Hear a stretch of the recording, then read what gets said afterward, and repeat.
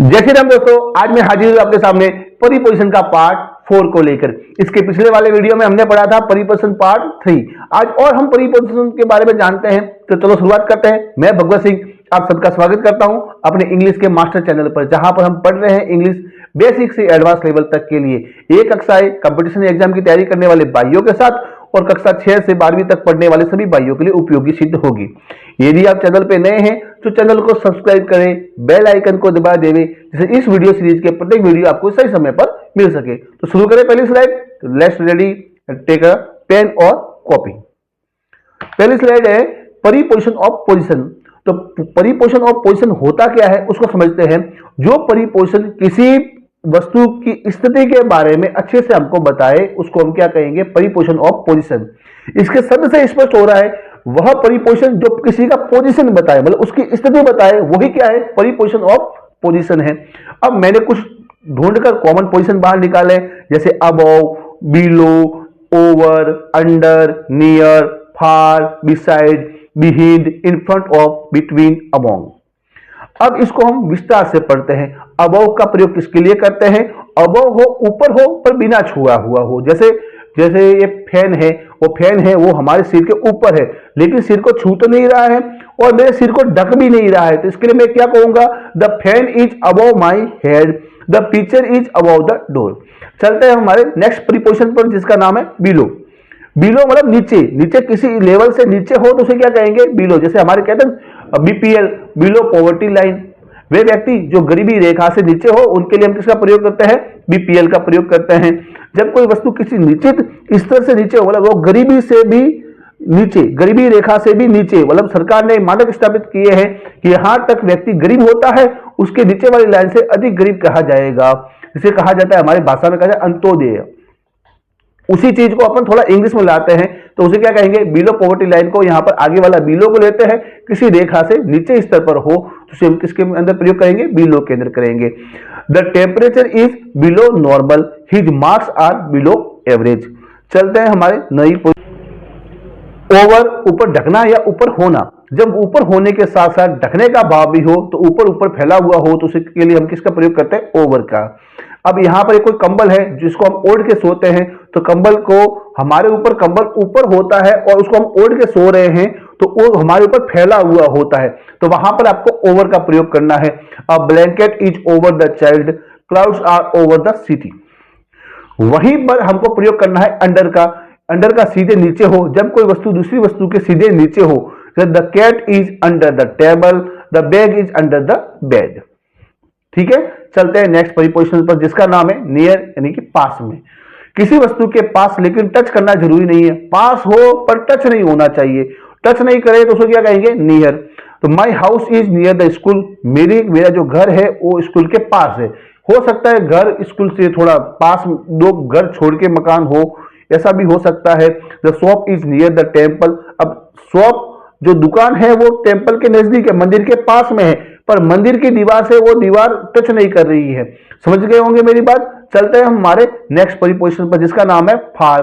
काफी दूरी पर स्थित हो, जैसे the village is far from the city, जो गांव है वो शहर से दूर है। The hotel is far away. आप स्थिति समझ गए होंगे। चलते हैं नेक्स्ट परिपोजिशन पर, जिसका नाम है बिसाइड। बिसाइड का बिल्कुल पास, बगल में, सटा हुआ होना। पहले मैंने आपको बताया था दुकान मंदिर के पास में, पर वो मंदिर से दुकान सटी हुई नहीं है।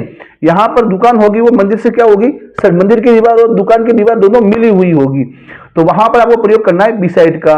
The he set beside me, वो ठीक मेरे पास में, ठीक मेरे पीछे बैठा हुआ है, वो ठीक मेरे पास में बैठा हुआ है, मतलब मेरे सट के बैठा हुआ है। The lamp is beside the bed, जो रोशनी का जो लैंप है वो मेरे बेड के पास में है। वहीं पर बिहाइंड का मतलब होता है पीछे की स्थिति में। 8वां परिपोजिशन है, किसी वस्तु के ठीक पीछे हो। The car is behind the house, घर के पीछे गाड़ी है। The boy is standing behind the door, लड़का दरवाजे के पीछे खड़ा है।